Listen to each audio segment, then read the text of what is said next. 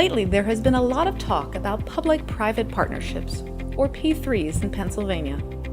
Some people are very interested in using P3s for transportation projects, while others are unsure. So really, what is a public-private partnership?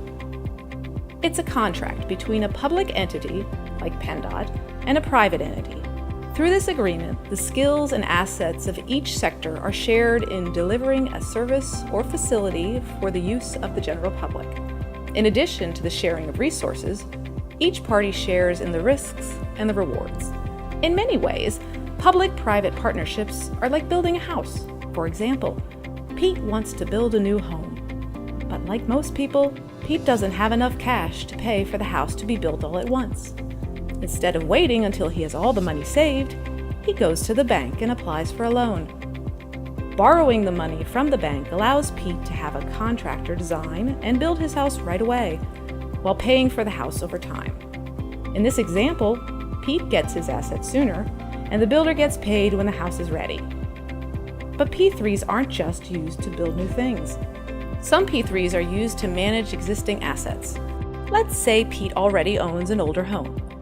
The roof needs to be replaced, but like most people, Pete doesn't have all the money to pay for a new roof all at once. Pete could wait to save all the money, but that takes time, and it can be frustrating.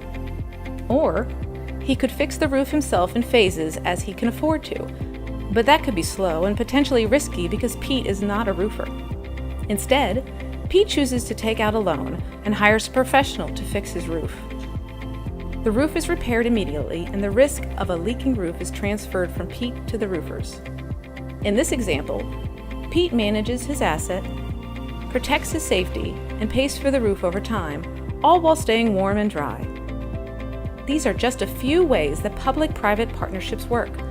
And, of course, each P3 agreement is different, but they follow the same basic formula of sharing resources, faster delivery, cost certainty, and transferred risks.